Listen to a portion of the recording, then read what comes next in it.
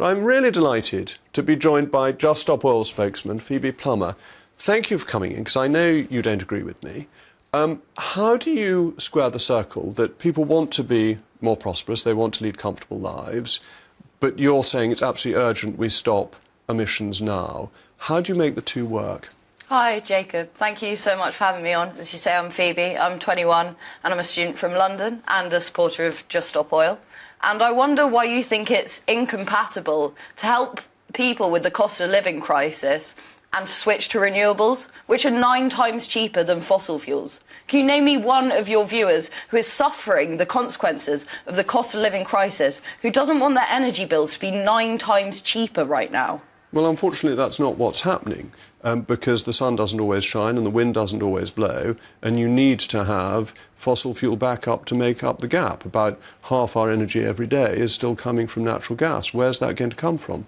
Well, why aren't we implementing renewable technology? The largest solar farm in the UK was built in 6 weeks. But it's not it takes up to 28 years for any oil to come out of the ground in the North Sea. But it's not going to produce any energy at night. That's the problem with renewables, is that they don't provide the base load that you need.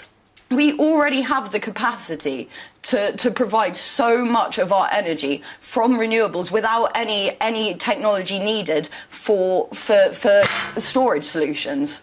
But where is this coming from? Because when the wind doesn't blow, when we had really cold days, we were reliant on importing from the EU, on coal and on gas. How are we going to replace that in the short term? Quite frankly, I'm not a scientist. What I am doing is listening to what all the experts are saying. We're living in this insane world where the experts aren't being listened to. The United Nations has called for no more oil and gas. The International Energy Agency has said we can have no new oil and gas. The IPCC report, the largest global report on the climate crisis, have all said we can have no new oil and gas. How many more experts need to say it? Because we can't do it tomorrow. What are we going to do in terms of transport? That we still need petrol for cars and we need diesel for lorries. How are we going to get goods into supermarkets without this? Quite frankly, I'm not a scientist. What I'm doing is I'm looking at the world, and we're living the effects of the climate crisis today. Right now, people are dying. Children are starving. Families are fleeing their homes. But energy... And it's preventable. We have the solutions. Cheap energy is one of the things that has hugely extended life expectancy by the ability to control temperatures, whether this is by air conditioning or by heating, the ability to store food more effectively, the ability to transport food, and indeed use fertilisers to grow more food, has all been essential in increasing life expectancy. Taking all that away would be disastrous for life expectancy. Do you know what's essential in keeping our food supply? Tackling the climate crisis. This year we lost 1/3 of our wheat crops, half of our potato crops, and it's only going to get worse. We're heading to a future where people are going to be fighting over the last loaves of bread at Lidl. But the only way we get our wheat crop is by putting the fertilisers on that come from fossil fuels. How are we going to replace that? That the productivity of organic farming is so much lower than of modern farming methods. We cannot feed the world on organic farming, and you must know that. How do you expect to feed the world when our crops are destroyed by droughts, floods, wildfires, storms? You've always had weather events that have affected crops, but that actually using fossil fuels for fertilisers and moving on to genetic modification of crops has enormously increased the yield. That since Malthus rate, we've increased agricultural productivity by about 2% per annum.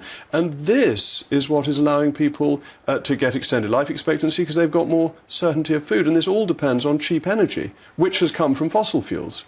Jacob, you have 6 children? Do you not care about their future? Do you not care about them being able to feed themselves? Because right now, under this government's policies, your 6 children are heading towards a future that is filled with life-threatening extreme weather events, crop failures, famine, war.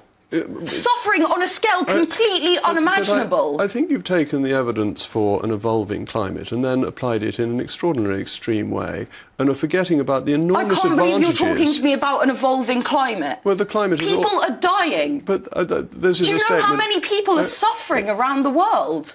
what evidence is there that this is because we're using fossil fuels, that the climate evolves, but more people die each year from cold than from heat, as you know? Have you read the IPCC report? What do you mean? What science? But in terms, you're making extreme claims, but you're suggesting by not using fossil fuels, we would not produce the food we need to feed the world population.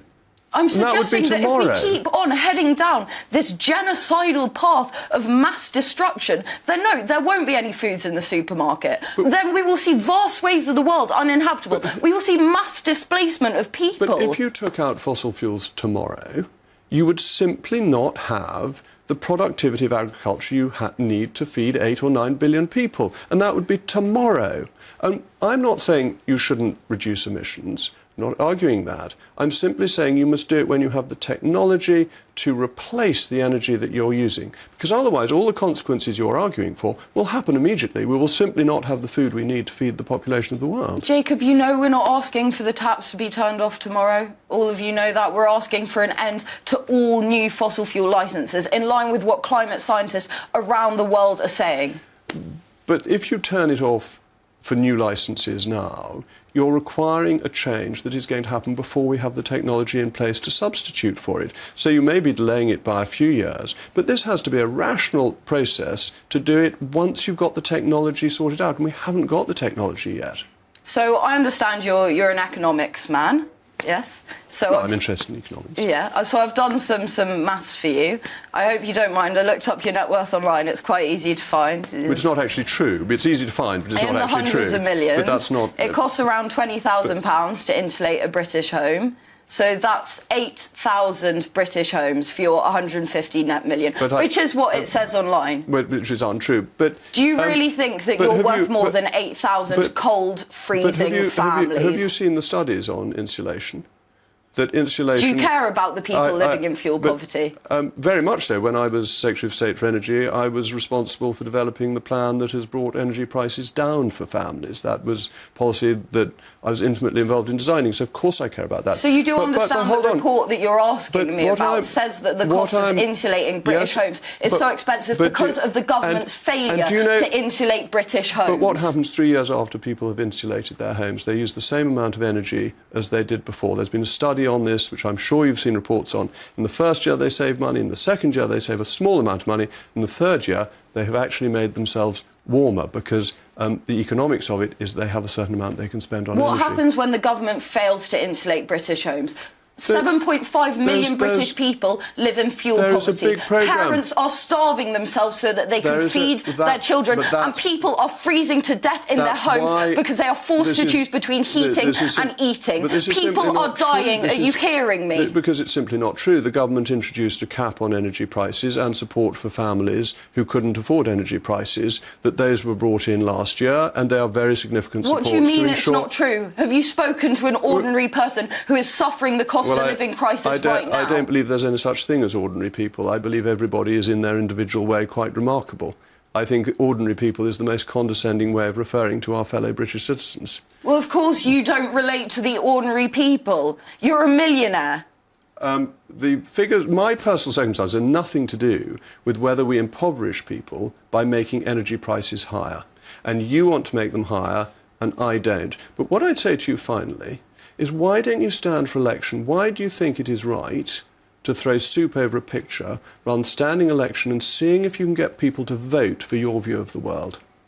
You're an educated man, Jacob. You know that this is how successful movements of social change happen. They must cause disruption. And Antonio Guterres, he's the Secretary General of the United Nations, he has said that we are on a highway to climate hell. He has said that licensing new fossil fuels is economic and moral madness. The Secretary General of the United Nations is calling for an end to all new fossil fuels. What makes you think that I have time to get into power and make these changes? So you want to be a dictator? You don't want voters to decide. That's absolutely not what I said, and you know that. Why don't you stand for election? Put yourself forward and see if people want your way. Because we don't have time.